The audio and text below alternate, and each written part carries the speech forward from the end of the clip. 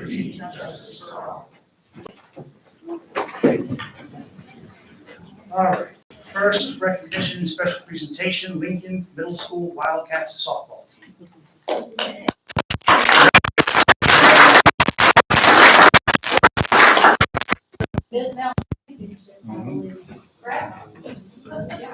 Well done. Undefeated Mid-Mountain champions. So, hey, we're glad that you could come this evening. We're going to give you a certificate. It's always good to see kids back in our schools, and I'm sure the parents are happy that the kids are back to school, right? Yeah. Are the kids happy? Not necessarily, but it's just energetic when you go into a school and you see the kids there coming back in for the first time for a new school year, so there's really nothing like it. So appreciate that you took the time to come out this evening. I know there's lots of things happening, everybody's busy, so we appreciate you coming, especially just a couple days into school. So we're going to get busy and give out the awards. How's that? We have a certificate for the kids, and when we bring them up, we'll have them stay up here with their certificate. We'll get some pictures, let the parents take pictures, and we'll go from there. Mr. Lopez, you want to help about certificates? Are they in the right order? I'll read the names. Okay. We'll hope they're in the right order. All right, this is for the Mid-Mountain Lincoln Middle School Wildcat softball team, recognized for winning the Mid-Mountain Championship and going undefeated. That's a huge, big deal to begin with. So we're going to recognize you, and we're going to start with Reese Bennett. She's in volleyball. Oh, yeah. I said everybody's busy. How about Aspen Dyer?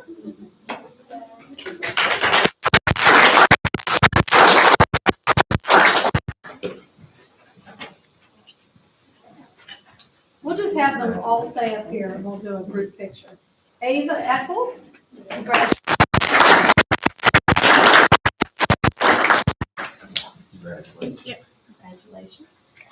Gracie Hardesty.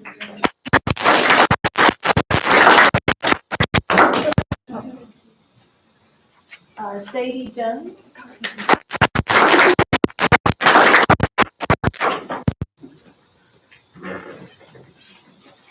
Kirsten Leggett.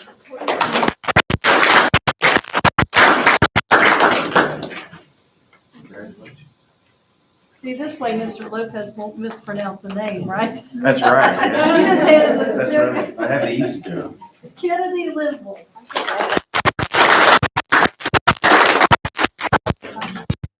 And I probably mispronounced this one. Gabby Milnes. Or is it Milne? Not here well. She's in No. fall sport. How do you pronounce her last name? Milnes. Milnes, okay, I'm good then, all right. Those were our 8th graders, so this is your Lincoln champions, and they're our 8th graders. These are 7th graders, Avery Hardesty.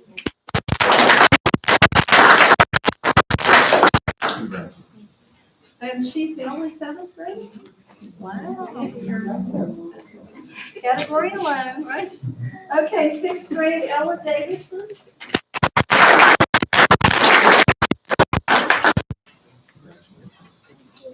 Bailey Brawl.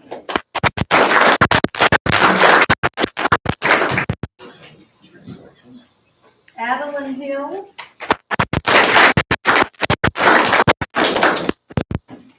And Kaylin Wright.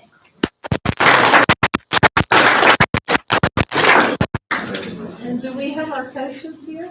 I don't have their names. Yes, Steve. Coach Steve Buchanan.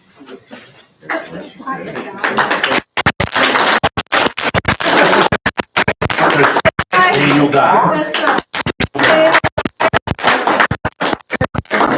And I think we have. She never wants to come to the front. No. All right. Hey, listen, I just want to say, for as crazy and busy as things are, I think you got everybody here but 2, and they're in other things. So this tells you that these kids show up, right? Absolutely. When it's Why they're important. champions. Yep, so congratulations. You got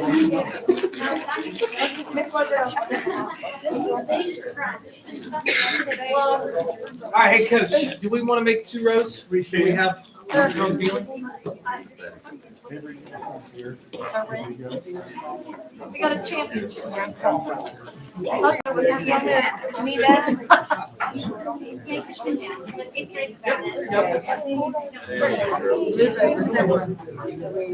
Little crooked.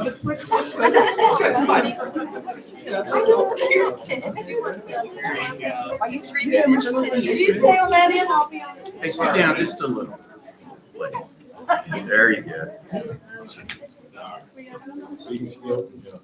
All right, guys, is everybody looking? Keep looking.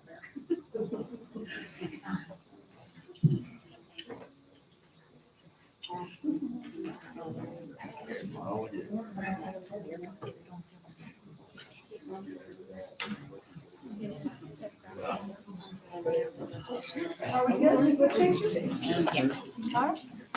Hey, thank you for the parents coming in and guardians. Because big deal. I'm pretty proud of these girls up here, so we hope you all have a great.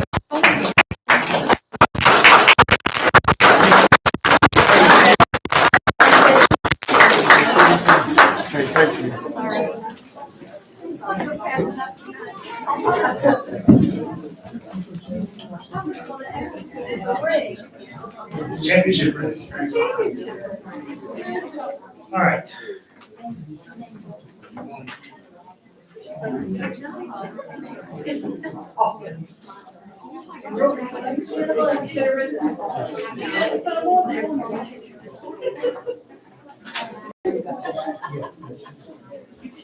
Our next item on the agenda is healthy grand families. Okay. Thank you.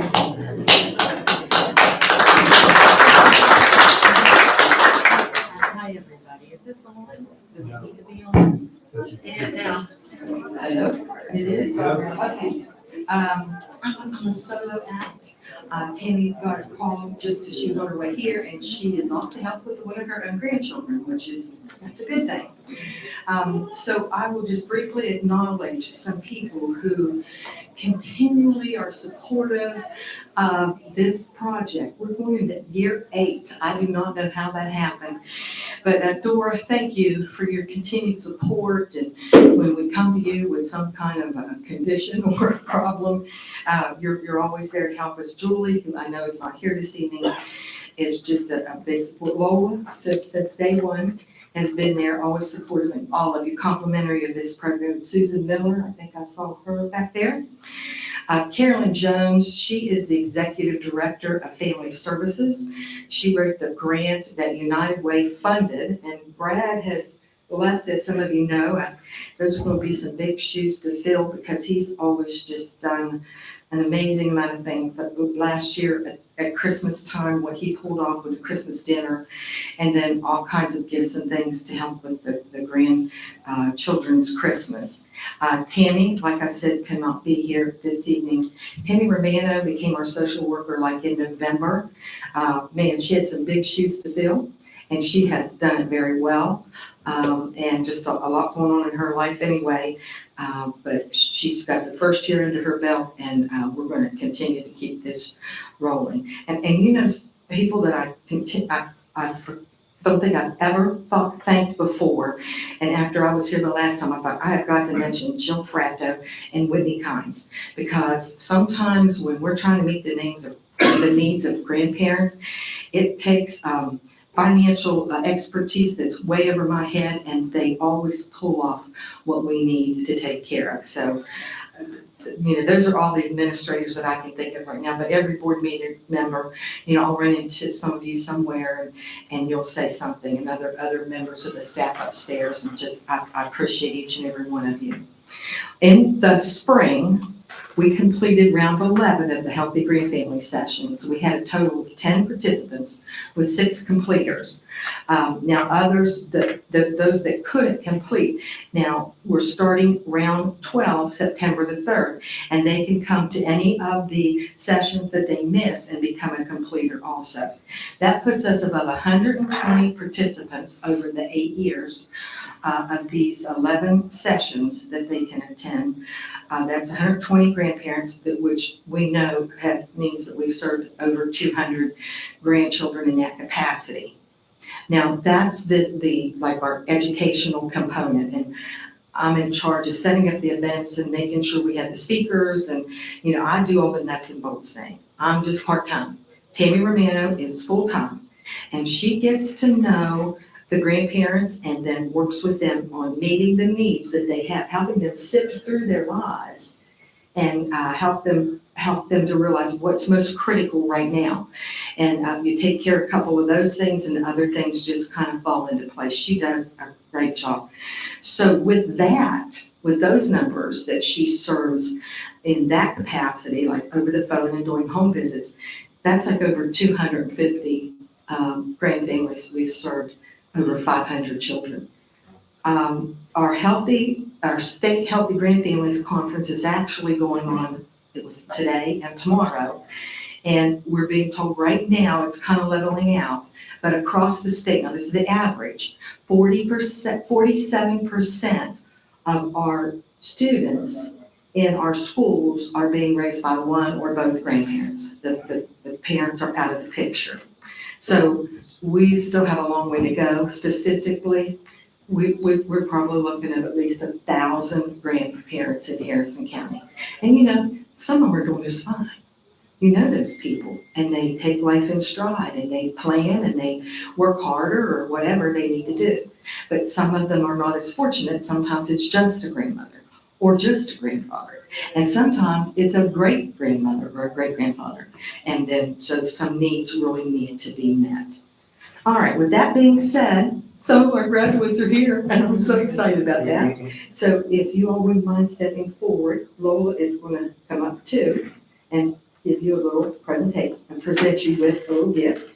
So we have with us Diane Coulter, if you'll come right up there, and Edith and Rick Bennett, and Mary Childers. So if you'll all step forward.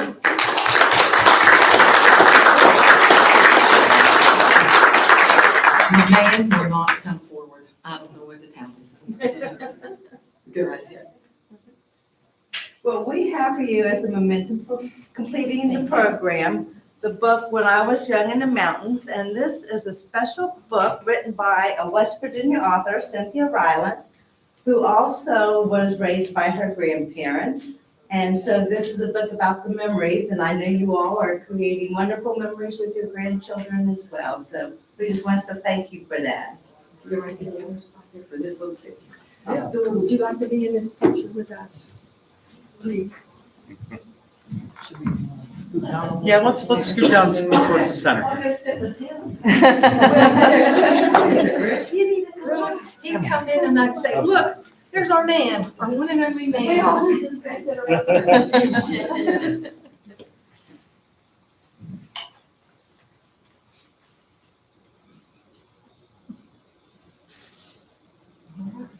Congratulations. Thank you. One more little piece of business. These sessions and the support groups that we do could not happen without a whole bunch of volunteers. I think I have about 58 certificates, and they're on the tables back there for people to pick them up. But I'm going to read off the names of the people who helped us. First of all, different restaurants. They provide a luncheon free of charge for the number of people that I tell them we have. Applebee's. Bonnie Bells always gives us the prettiest graduation cake for our last session.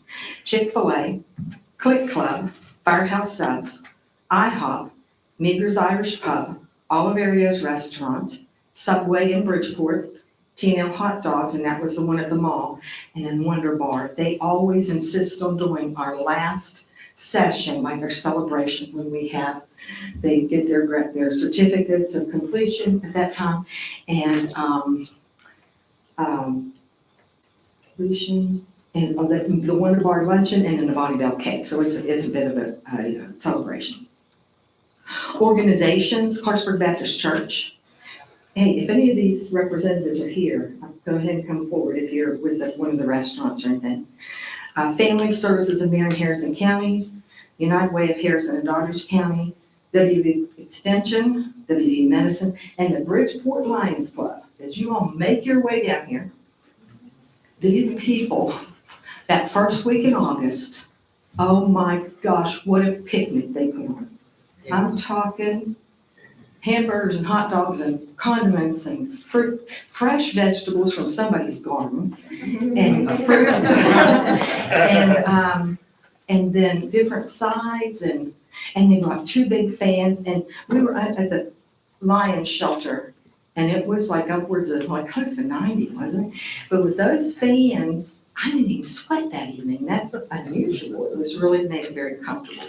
So if you all would hang right in there, because I'm gonna have some people join you, okay? Our presenters, Angela White with Legal Aid, Anita Horner, a retired home economics teacher, Cheryl Farley, a nurse out at UHC, Dr. Kevin Junkins with Community Care, Elizabeth Smales works with Marion County Family Services, Kelly Davison, one of our employees here in the special ed department, Mia Broker, another employee or the BCBA, Board Certified Behavior Analysis. Thank you, yes. Sarah Starkey, one of our social workers, Stanley Lacey, I think he's with the Presbyterian Church, but he just moved to Texas, I found out. Susan Miller is one of our presenters, and Todd Cole. Susan does navigating the school system, and Todd does technology safety. So those are the kind of sessions we have for our grand family. So Susan, if you want to come on down, and Todd, can you or not? Okay, and then volunteers that like to help with serving the food, helping with childcare. Amy Maxey, Aspen Robbins, I know most of these aren't here, Jackie DeFazio, Jan Frenzel, John and Patty Kenny come every time and take care of serving the food and then putting everything back where it belongs. That was Lola, always. Martha Floyd, Nancy Petito, Patty Kenny, oh yes, I said her. Roxanne Sandy, she's a big volunteer over in the Bridgeport Middle School area. Chris Colacerto, who's under the weather, but his wife Stephanie, would you come forward? And you can go ahead and bring your son Sawyer up. Sawyer was one of the, Rowan Bernheimer, there's Rowan. Callie Pullen, Kinsley Randolph, Maria Herod, and Mackenzie Murphy. They were at the picnics and went over and helped all the kids playing over at the playground and kept an eye on them. And then helped with food many times, getting things ready, and then clean up afterwards, and loading my car. My goodness, just a couple others, Kiara and Sophia D'Amica, and then that's for the Lions Club. Robin Ferris, you want to raise your hand? David Bush, Jay Larry, Chad Burns, I don't think is here. Marty Shelton, Brad Underwood, and Trina Bretcher, another retired teacher, but she represented the Lions Club. So their certificates are back there, but I'll thank you all.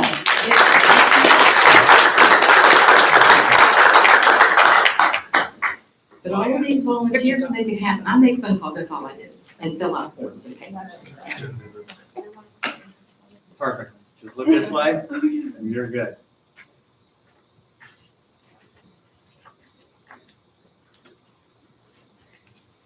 All right, thank you all very, very much, and that's a wrap.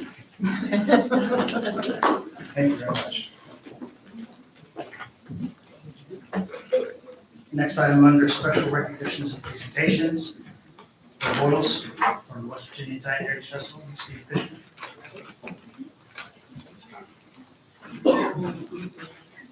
Hello, guys. My name's Bill Boyles, chairman of the West Virginia Italian Heritage Festival, along with Steve Pishner here. And we're here, and I've placed a letter in front of everybody with a little packet that has flyers of the events that are upcoming with the festival. And I don't want to bore you with reading everything verbatim and you feel like you're back in school and me reading to you. But what I'd like to touch on is this year's our 45th annual West Virginia Italian Heritage Festival. It has proven to be a weekend full of culture in which there are so many opportunities for the students of Harrison County to learn about the Italian culture, the ancestors and families that settled right here in Clarksburg and the surrounding areas, and its history and importance of the culture. We offer several activities pre-festival for students to participate in. The poster contest we had early spring, if you all look, the little poster here on the front, a girl from Lincoln High School, a Chloe Bernard, she actually drew this, and it was a unanimous decision on the board's part. So we actually have 25 billboards all over the state right now. And every part of media that we do with our posters or, social media, billboards and everything, this little girl's picture is being seen by hopefully thousands and thousands. So that's pretty important to us. Students are encouraged to apply for many scholarships. This past year, we give out 14 scholarships. And also we have the Authors Forum, which Stephen's going to speak of, the Pasta Cook-Off, the Bocce Tournament, a photography contest, a pepper eating contest, a golf tournament, and all these events, any student can participate, attend. These are just some of the culture events that we offer and we sponsor. But during the festival weekend, the streets of Clarksburg, they're lined with vendors. This year we have 78 vendors that's going to be on the street.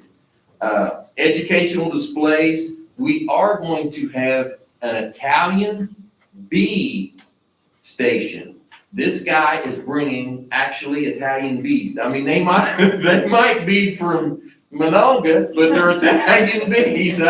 So we're excited about that. But just little things that we can do. The dancing in the street. The kids. I always said, anytime you can put a kid in front of people and they get comfortable, you're preparing that kid for the future. Because this day and age, if you can't stand up and talk, you've got an issue that we need to kind of resolve. So putting the kids on the stage, letting them dance in the streets, I mean, it's all educational the way I feel about it. I'm going to turn it over to Steve and let him talk about our Authors Forum, which is a big deal for us.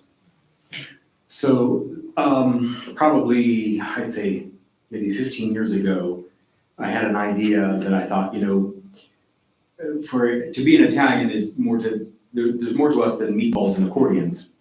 And I just thought we ought to do some kind of educational component. So I thought, why not create an authors forum whereby authors could come and share their works. Merle Moore had something similar in the early years of the festival, and it kind of just faded away. So I kind of reshaped the idea and resurrected it. And at one point, Betty LaRosa, who's an author, was co-chairing it, and she decided not to do it after doing it so many years. And so my sister Diana Fishner Walker, who's an author, is also doing a lot of the legwork of it. So we have several authors that join us. Some come they're physically, and then we have others that are now joining us by Zoom from different parts of the country. So I think we are the only the Italian festival in the country that has an authors forum, which shows that we are dedicated to an educational component. Well, what does that mean for folks like you and folks like within our community?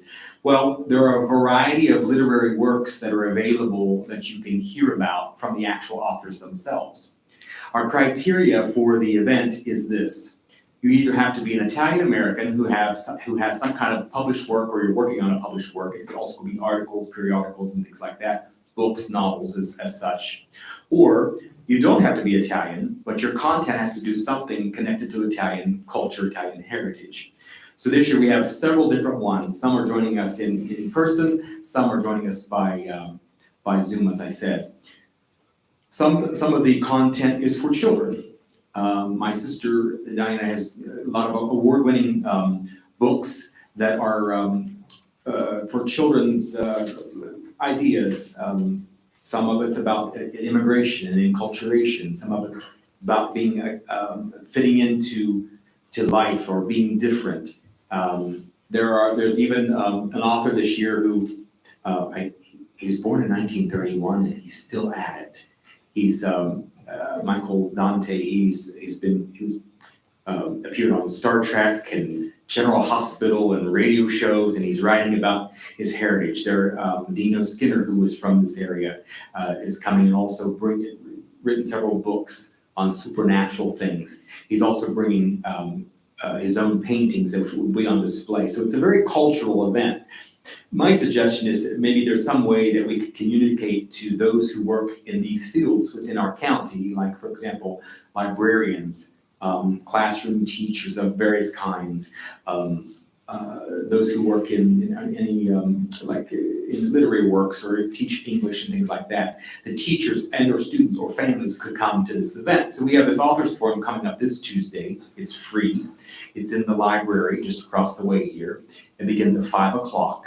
And also the Queen to be, the Regina Maria to be, will do like a little story reading, storytelling for the children to begin. And then that takes a small break, and then we go into listening and talking with the actual authors. They'll share what they do, what they've written, why they've written it, where you can, and then many of them will have their books available or tell you where they can get them. So I just think it's an opportunity to showcase at an Italian festival something that's more on the educational component, which I think maybe there's some way we could partner or connect with, and maybe even become more of assistance or a resource for the students and for the faculty members in Harrison County. Thank you for your time. Diane, I talked to her earlier in the week, and she said that in the past, they had actually sent letters out to the schools inviting the different teachers, for English or literature or reading, that anybody that would like to attend, like he said, it's free, and there's going to be some reading sessions where the kids can sit and listen and whatnot. But, this is an opportunity. I'm sure there's a student in one of the classrooms here in Harrison County that's just dying to be an author. They're writing stories in their journals, this and that. This is an opportunity. So, but the reason we're here is asking for a sponsorship. I didn't read all of my letter, but I did give it to each of you. I appreciate you for letting Stephen and I speak, and thank you all very much. Thank you.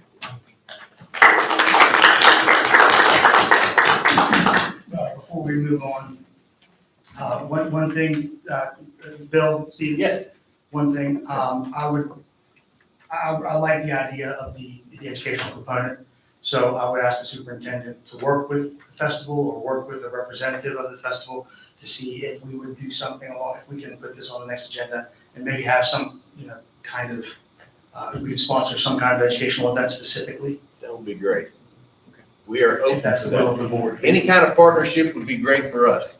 Thank you, You Bill. have my numbers if you want to call. Okay. Thanks, Thank Frank. you so much. All right. Next item, delegations. We have one delegation this evening, Dr. Geraldine Beckett.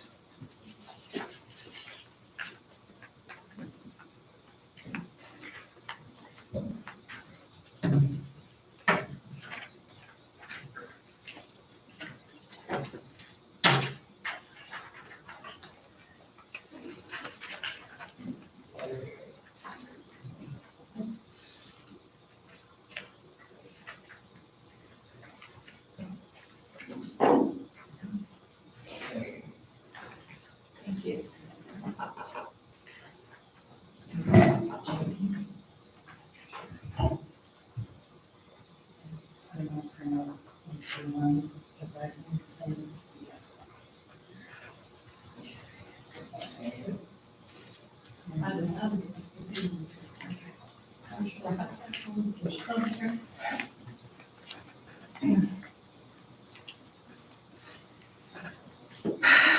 Okay. When I went to work the next day after the last board meeting, a couple people came up to me and they said, Jerry, don't worry about it. We know you do a great job. And then someone else said something similar to me. I was like, what? Huh? What? So during my lunch that day, I watched the board meeting. I was appalled when a statement was made by a board member that I was not doing my job. I really hope I misunderstood that. But I watched it again, and that's what I heard. And my union, I've been a labor leader in AFT ever since I came to Harrison County Schools. And my union endorsed most of you sitting on the board right now with the belief that employees are valued and respected, not belittled by mean-spirited and ill-informed remarks. If that statement was made in a public meeting, I can only imagine what it must be like to work privately. For members of the board and the superintendent. Because of my work, and I'm here to talk about the abolishment of Scott Davis's position. So because of my work and monthly meetings with the Chamber of Commerce and several other entities, over 250 business volunteers came into our schools last year that had not done so before, to provide opportunities, education events, competitions, demonstration of skills, mock interviewing. I work with Pierpont, so over 2,000 8th, 11th, and 12th grade students last year got to hear a 30-minute presentation about the aviation opportunities in our area from Pierpont Aviation Maintenance Technology Program. The results of that were over 200 students visited the airport and saw the aviation companies located there and learned about the opportunities in their own backyard and the training programs there as well. They got to visit the hangar. They saw everything from afar, but they got to go and tour the training and hear and see what was up there. MHI needed 200 employees yesterday, okay? So, and almost 150 culinary students visited the new culinary facility in Fairmont and the Advanced Training Center of Pierpont, and in their home high school, they worked under Chef Brandy Starr to learn to decorate a cake. Over 1,500 8th and 11th grade students were able to participate in a personal finance simulation that gave them a reality check for what the decisions their parents were making when having to pay the bills. I'm getting ready to work with UHC to start job shadowing opportunities for our students. These things to this scale do not happen overnight, and they do not happen easily. The results of building relationships with other organizations and colleges and working closely with our schools. None of these would have happened if my position had not been created. And these are just some of what I did last year. I would be happy to sit down with any of you and talk to you about what I have learned. It is my understanding in 2026, all schools are going to be required to make job shadowing and internships available to their students in high schools. So with that, I'm here to encourage you not to abolish Scott Davis's secondary curriculum coordinator position. If you abolish and realign his position, these valuable lessons and opportunities will probably not happen. Abolishing a position like that one is short-sighted and without any relevant forethought. And making a big decision like this by simply looking at job descriptions and not knowing what duties were actually assigned to these employees by their supervisors, which is what every employee does. They get a job no matter where it is. They go in, they meet their supervisor, they sit down, they discuss the roles of the job and the requirements of what they want them to do. That is what decides what employees do on the job. So abolishing this position is basically irresponsible. You look at the printout I gave you. You may not have had access to it before, but you do now. The printout I gave you shows you the job responsibilities given to the secondary curriculum coordinators. At the beginning of the year, or last year, it was Scott Davis and Shelley McKee. Your time is up, but I will. My time's up, okay. I will give you some additional time to finish your statements. I appreciate that, Mr. Delano. So if you look at those lists of duties, there's no overlap.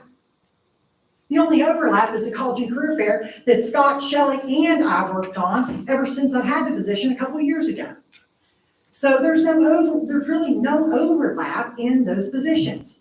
And if you look at the CTE line under Scott's position, and then keep that in mind, that's under his purview, and then go to the other list where we have Scott and Jerry's responsibilities broken out according to CTE. Again, no overlap. So I encourage you to even look at the CTE Administrator's Guide It's online, available for anyone. That details the state reporting requirements and the accountability indicators.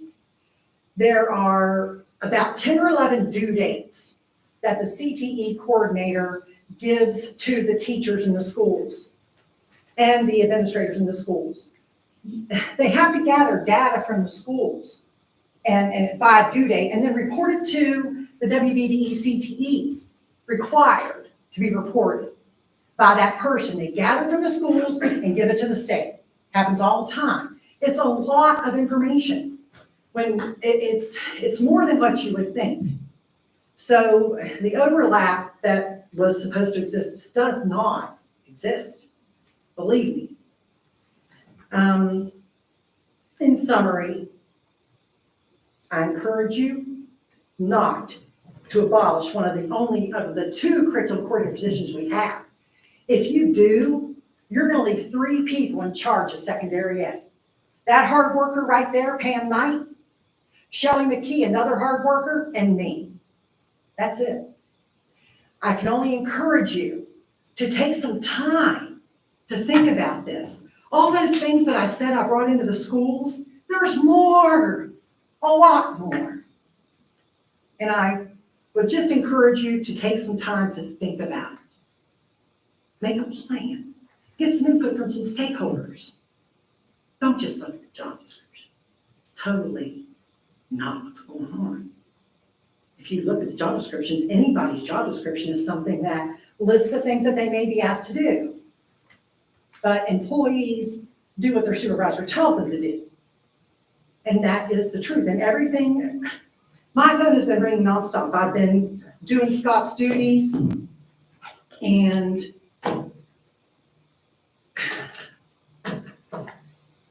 I can't do what I did and do that too.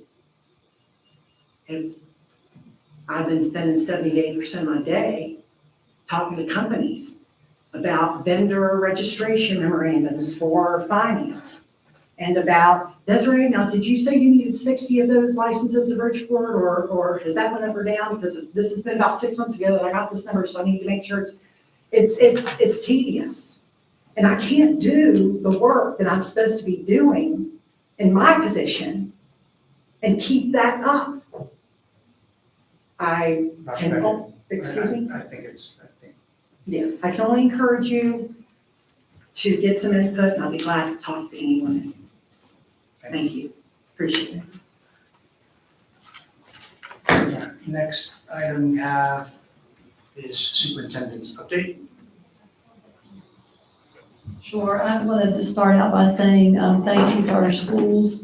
I was out visiting yesterday, and I know a lot of our administrators were out, and it's just the energy and excitement of a first day, and you see the buildings clean and ready, and we have the teacher sitting down here, and you know how that feeling is, right? And I can't say enough about it, so I just want to say, whoever's out there listening, thank you. I tried to tell as many yesterday, and I've said it often, nobody knows until you walk into a school the stuff that's going on. It's amazing. It is truly amazing when you walk through the school door and you see what is happening in the daytime with the kids there. So it was exciting. Also was there to see some of the schools announce the away for the day policy for our cell phone. New directive where we're putting our phones away for the day, and I hope that, haven't heard too much from the schools or the families yet, but we're really rolling that out because we want to be 100% engaged in our classroom time. And that is our goal, is so it's really for our kids. It might seem like a crazy rule, but it's really for the kids and for engagement. So that was exciting to see yesterday.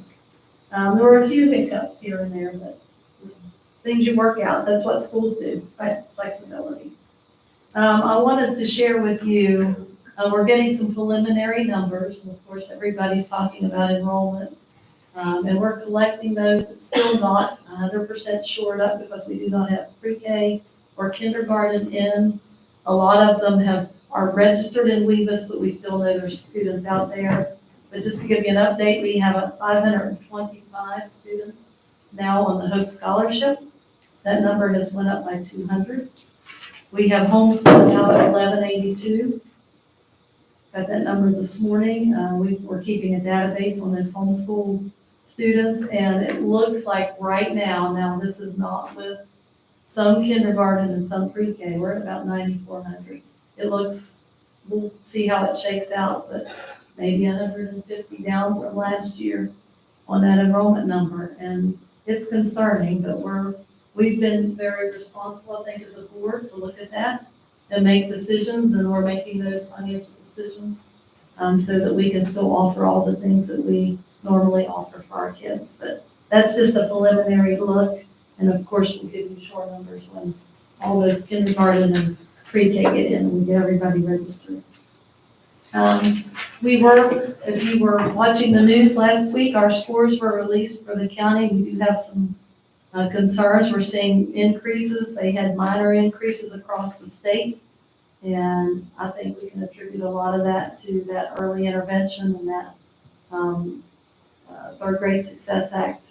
There's a real focused direction, and I think when you see a focused direction, you see results, and I think that's what we're seeing.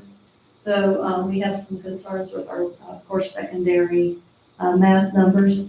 And we're getting just now the information broken down by grade levels, so we can get a good look at that and what standards were the areas that we need to focus on. So we will have that for the board as soon as we get that information and get it broken down and develop a plan on how to address that. But definitely secondary math. It wasn't really, and you look at it statewide, it was a concern statewide, but when you see a 1 or 2% increase, that's not acceptable. It's not acceptable even statewide. And they know that the state is pushing out a statewide program, and I think we're ahead of it. Well, we've adopted a new math curriculum, so I'm happy about that. We're really streamlining our curriculum and going to focus with that. Everybody's at training on that new curriculum. So that will be part of our plan, looking to the future for achievement. But I know that always hits the newspaper, our scores. And the board was given that information as soon as they became unembargoed. What else has happened in the last week? In your package, you should have a thing from Jason Hall, our attorney, and it follows up with some information on the levy. It'll be later on the agenda where you look at our levy for action. And it's really the do's and don'ts and what we're allowed to do as a board and as a staff, what I'm allowed to do as a superintendent for the levy. So look that over. It's great information, and we'll follow that. I think for personnel, Tammy, we're in good shape. At least we have teachers in all of our classrooms. We are not quite as great as some of our counties around us. We have counties with major openings without subs. So we felt, you always look at folks around you, but we were able to get folks in our classrooms. There's still some movement. We've got people, we had a late posting that just came down last week. And so we've got a lot of schools interviewing right now. So for positions, so we've got some recommendations coming in. We're hoping that they're new hires, so we can just put them right in. We're trying to be thoughtful. If we have substitutes on our list, we try to get them in positions, and then if they get the jobs, then there's no break in the services. Because it's ultimately about our kids and making sure they have continuity. So I appreciate Mrs. Leesburg, and our principals have really worked to get positions filled. Yeah, we've had some with multiple openings, and they've been able to get them filled. So it's been impressive in some of our buildings, how they've gotten certified people. So appreciate that. Mr. Lopez, do you have an update? Well, I was out at South Harrison Middle School today, and they were serving lunch out of the middle school kitchen. After tomorrow, it should be fully operational. There'll be some startup for some of the equipment. They needed a clerk to come in, so everybody was excited out there about that. And that school looked really, really good. All the schools have looked good over the summer, but when you go in and you visit several, as we did, and you see kids walking around on the floor, and all the lights are turned on, it really shows how nice everything really looks. So our maintenance department, kudos to them.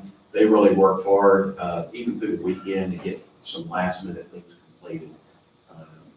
Danny Dennison and his crew did a great job. As you know, Danny's getting ready to retire, so there's gonna be some big shoes to fill in that department, working with personnel, superintendent to try to get somebody to fill that position.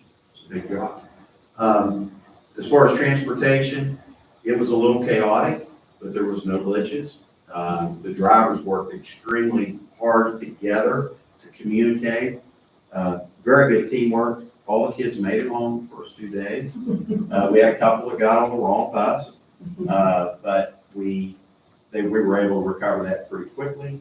And so overall, the start of school for at least facilities and transportation is went extremely well. And I'm glad to hear that everything else is going well. It's great, Jimmy, until we get kindergarten, pre-K, right? That- Work all the bugs out, and then you do kindergarten. Start over. Yeah, you start over. You're Yeah. really looking forward to Friday. And our bus drivers do a great job of They do. taking care of those little ones. Yeah, for sure. The other thing is, I think Mr. Hook has a UTC update. Yeah, it wasn't a real long meeting. Most important that came out of it was the LPN program down at the Career Center. 100% of those taking, that is in the class, 100% board pass rate and 100% placement. So, for the class of 2024, which is great, and there was 21 graduates, so that's 21 people that's now into the workforce. And other than that, they came up with the approval of the Hope Scholarship policy as to how that money will be divided between, the Hope, between the students and the Career Center. What depends on how many classes they take, how long they'll be there. It's based on that, their share of the money. And basically, we had to move our October meeting due to the director having to be out of town. And so, other than that, things went pretty smooth and pretty quick. That's all I have. I did want to say a shout out for Family Day. I don't know how many of you all made it to Family Day or had kids there, but it's always a great event.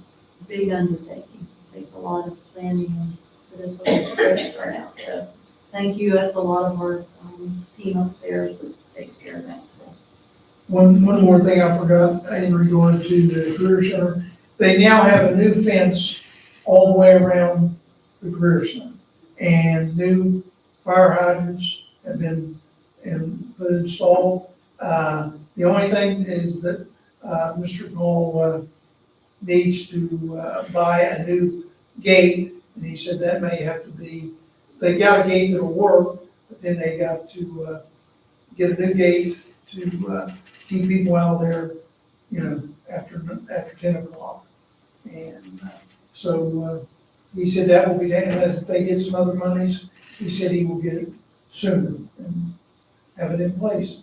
He said the only thing that bothers him is that they use the universal lock, and there's been several of them that have been cut off after hours. And so he said he don't understand why anybody would have to be in there after 10 o'clock. And so we insisted as a board that you catch somebody and you can see them on camera, it's time to prosecute because of all the things that have happened behind. Such trespass. I mean, there's signs up and everything else, and if the fence is there, if they're trespassing, then they need to be arrested and prosecuted. Otherwise, it'll just continue. So, he Mr. said Hope, he- I just have a question for you there I've been asked about. Is it a possibility whenever the students leave there that they go down around the back way and out instead of coming out past Victory because it's, different parents have said it's a dangerous situation through there whenever they come out, kind of ripping and tearing? Oh, I don't disagree with you, because I got there and one time when I was leaving the meeting, and one of the people left, they passed me and passed the next car, and cut in. Yeah, I mean, that's a very good point, and. we'll When you bring had that- asked before, if you call the sheriff, I can call the sheriff's office, they'll send somebody out, but they don't stay there all the time. No, just going the, If this They're they very good to- just rounded and went down around Oh, the back. Backside. Not even came through that no, way. you mean for the kids, the student drivers to, Yeah, as they leave the United Technical Center, go the back way and come out. Matter of fact, it'd be easier for them to get out also. okay. I think that's We will bring that up at our September meeting. yeah, I've called and they went out and they've sent Yeah. patrol out, and they usually catch. Is that something that would be a problem, Mr. Lopez? No, I think that's a good point. I mean, you can see better coming both ways from where they are, down below, down by the transportation. Right. It wouldn't affect your area there, I mean, there's not that many kids. No, I mean, it's just a Driving. short period of time, as long as the buses get out, because you have several buses that are pulling out in the same area at that time, so, but that shouldn't be a problem. That's a. And I think really talking Yeah, to nobody's missed. the high school principals to remind their students of that they need to drive safely, and that privilege could be revoked if it's not, if they're not responsible for that.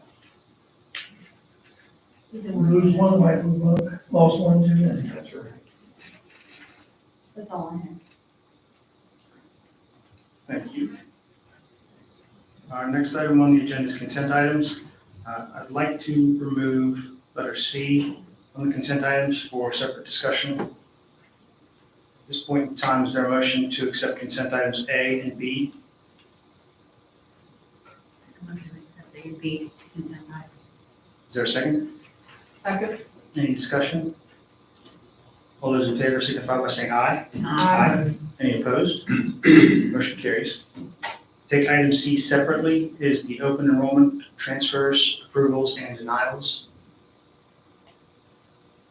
Is there a motion to approve the student transfers or denials as outlined in HB 2596 as presented by the superintendent? Or is there an amendment to a motion that could be made? I would like to make a motion. I'll have to make a motion and then. I'd like to make an emotion, a motion. There you go again. You'd like to make a motion? Okay, I'd like to make a motion, to make an amendment to, Make a I'll motion make a motion to accept to accept the high school the high transfers. school transfers elementary and denials. transfers, And middle school transfers, Uh-huh. and then accept Except the denial, for the denial, accept the denial, and accept. accept the denial. Yes, accept the denial as an approval.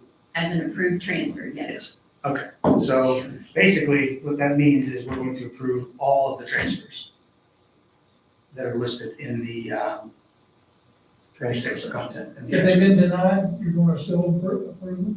That's the motion, yes. I second. Discussion? Why, if the principals have gotten together and denied the student for a reason, why would we want to, Because the principal didn't deny. who denied it? I don't know, it's on there, but I just.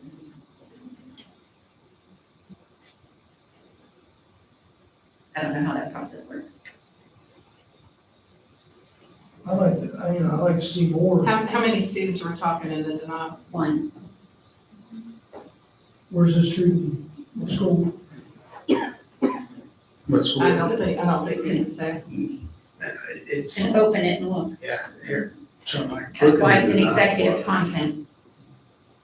Don't say it out loud. You run your train station on one night. Okay.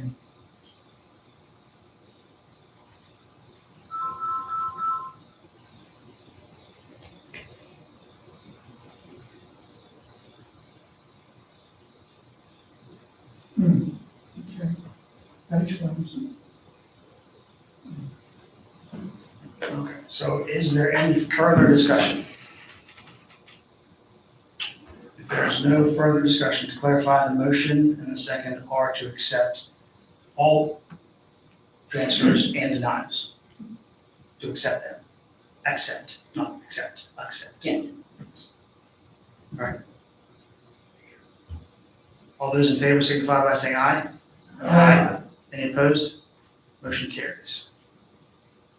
All right, this brings us down to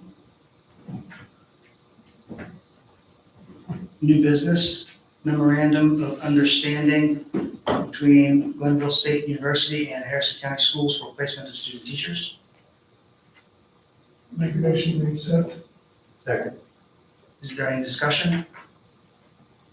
One thing I will say is that we should probably have the president of Glenville come and discuss some of these programs with us and maybe make a presentation before us.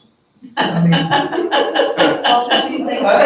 don't have 24 hours to sit here. I was gonna say the same thing. How long is this presentation? Let's take a picture. Yeah, yeah. Put him in Good luck there. All right, well, if there's no discussion, all those in favor signify by saying aye. Aye. Any opposed? Motion carries. Authorize the purchase of new buses. Is there a motion to accept the purchase of 4 77-passenger gasoline buses from Bluebird Sales of West Virginia at $135,120 each, for a total cost of $540,480? So moved. Second. Is there any discussion? I do have one question. We're rolling through right? We are talking about the electric buses, and I can't remember if we had 2 or 3. What's the? Well, I visited Green Power, I took a team down this summer, and yeah, we've been approved for 3. So far, they produced 1, and they're all supposed to be ready by the end of this school year. And the assembly line looks to be a work in progress, so I'll believe that when I see it. We're grateful to have the opportunity. However, they've got a lot of work to do. So the expense to us will be the charging station.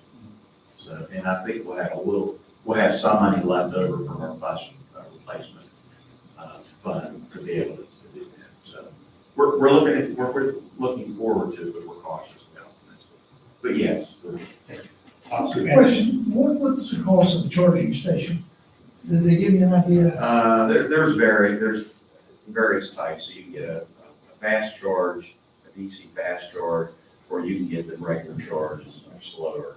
So it could be anywhere from $10,000 to $60,000. The reason why I ask is, a guy that works for a pharmaceutical company, they're giving him an electric car and they're installing electric chargers at his home. And it costs us like $10,000. So I think For one, yeah, for one. The one that we may be looking at is a dual, it's a DC fast charge, so it could charge a bus or an EV vehicle like that, from completely empty to full charge in 90 minutes. And that would work well between our bus routes. What will be the placement of the charging stations? Our plan, because we have the infrastructure, is at Victory, at that area, because we already have the upgraded infrastructure. Wouldn't have to put any cost into that. We already have the 3-phase electric. It would just be the actual cost of installation. Thank you. Mr. Ledbetter, are you anticipating on this then being for next year, then the monies, we wouldn't need the monies this year, but more likely for next summer then? Most likely, yes. That's where we're hoping to push that into next budget.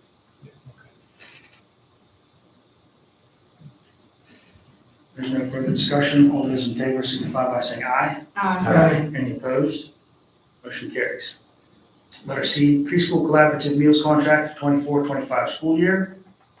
Is there a motion to accept the approval of preschool collaborative part of meal contracts and issuance of purchase orders as presented by the superintendent for Central West Virginia Head Start, at a cost, lasting impressions, approximately $65,000, Jungle Junction, approximately $32,500, Mother Goose, approximately $65,000, and Cubby's approximately $45,000.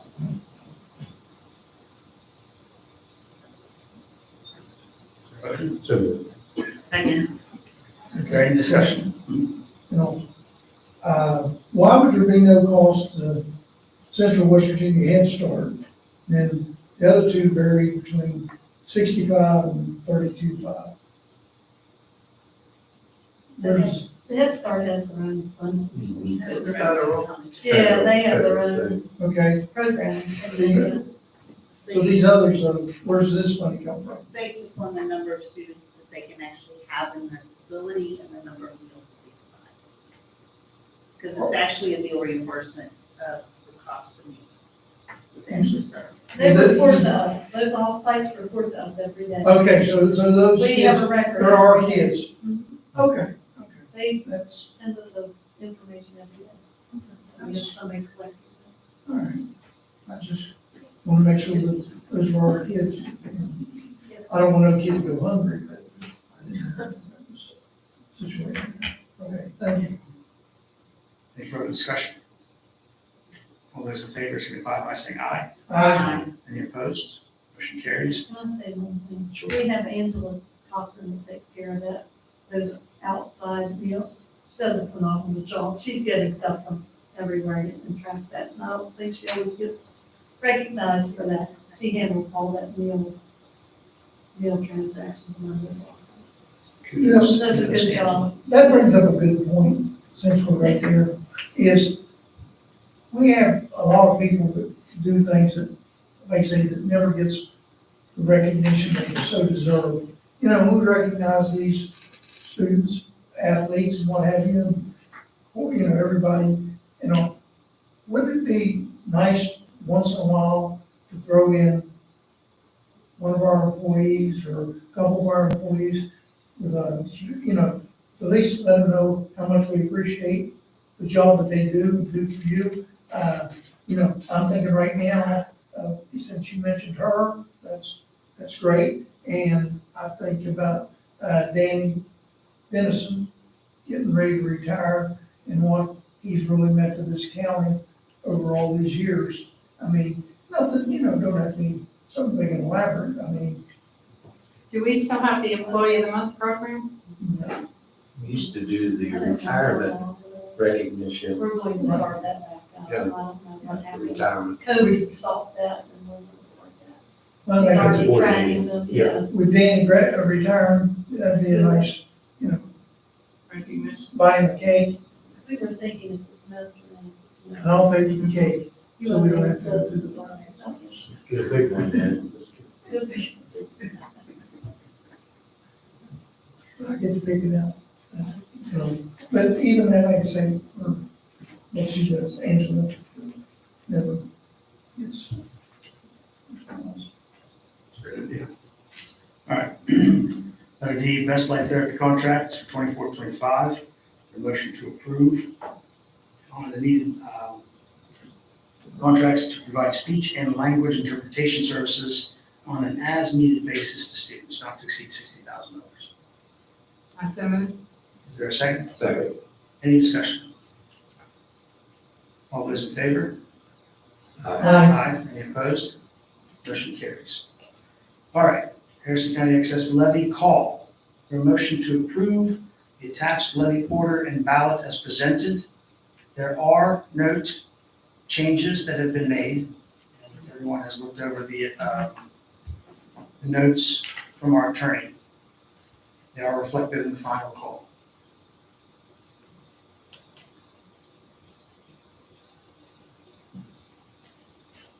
I move to accept. Is there a second? Second, It's been moved and seconded. Any discussion?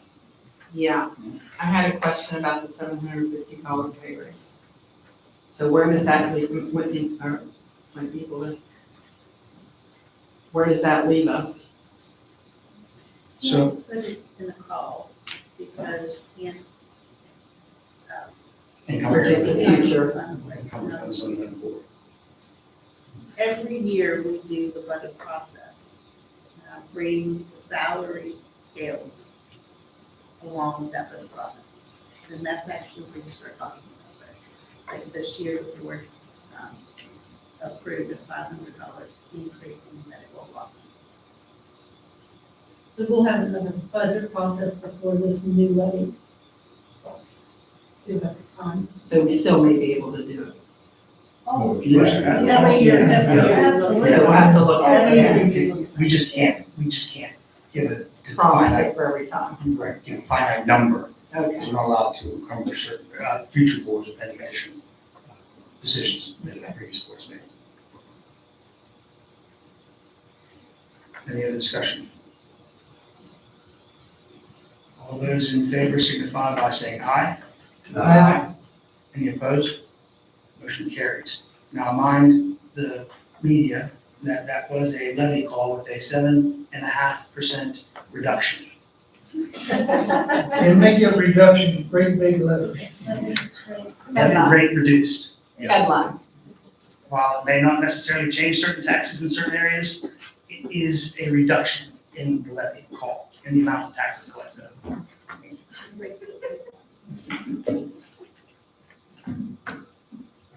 All right, next item on the agenda, all business, none. Policy updates, none. We'll make note that from a policy standpoint, we do have the administrative guidelines in front of us. So Superintendent Sutler, her staff have provided us these administrative guidelines. Yes, with the new one on top. It's not listed in the table. Yeah. Personnel matters. Rebecca, no, maybe. Personnel matters. Is there a motion to approve personnel matters with note to remove interventionist position? Is it Carrie? Catherine BZ Keener, and change the school that Kobe Carpenter is to resign his baseball position, coach position from Liberty Fountain Middle. Yes.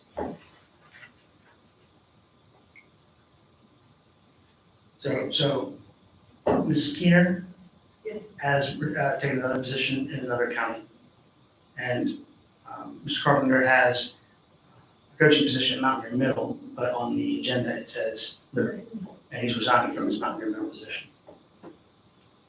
So the motion would need to include removing Mrs. Keener from the agenda and changing Liberty to Mount Airy Middle. Absolutely. Is there a second? Thank you. Wasn't gonna repeat all that. Is there a second? Second. Any discussion? I had several questions, but they got answered for me by Ms. Whitney before, so I understand it a little bit better. So anyway, Mr. Tucker, you look like you have a question. No, I don't. So make sure. Thank you. Everybody's good. All right.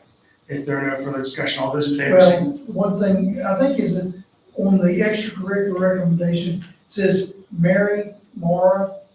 Would that not maybe be Mary Mayor? No. Or is your Mary Mara? What's this, school Mount Airy Middle? Yes. Yeah. She's the art teacher, right? Yes, she is. Oh, okay. All right. And Mary Mayer is no longer an employee. Yeah, she's down with that. Oh, I'm thinking of a different one. Yes. This is our teacher. I'm thinking of the code. This is our teacher at Mount Airy Middle. Learn something new every day. Good.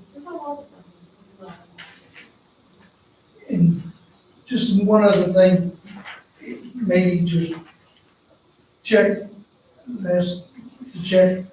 how come we lost all the lunch duty teachers at Falls Creek and all the lunch duty teachers at Mount Airy Middle except one who was part-time.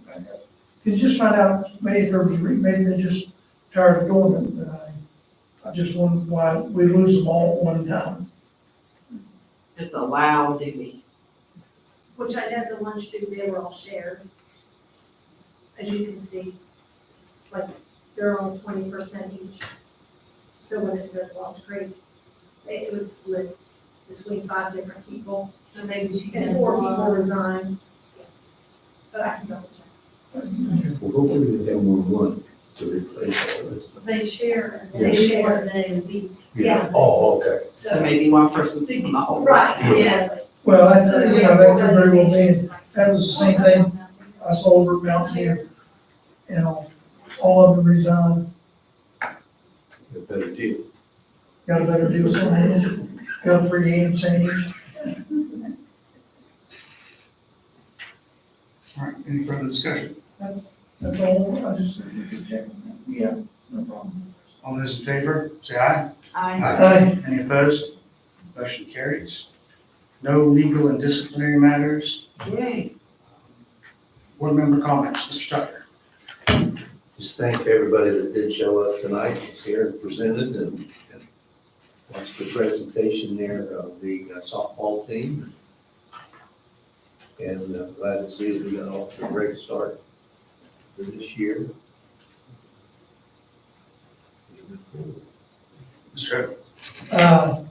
Just, look forward to it, and hopefully everything continues to run smooth. And, I do really feel that we're having a big loss in, Danny Dennison. I mean, he's just, I saw a gentleman today from one of the contractors, and he said, Danny Dennison has been one of the best people, and they built a lot of schools that they, worked with, and they said, he is top shelf. So I think that it's a great loss for Harrison County, but there's always somebody to replace somebody when they leave. It'll be- Came out of a good area. yeah, everything comes from that area. Just continued prayers for a successful school year for our kids, their families, and the staff. Amen. I have no comments. So if there is a motion to adjourn, So moved. second, Second. all those in favor? Aye. Any opposed? Motion carries. We are adjourned.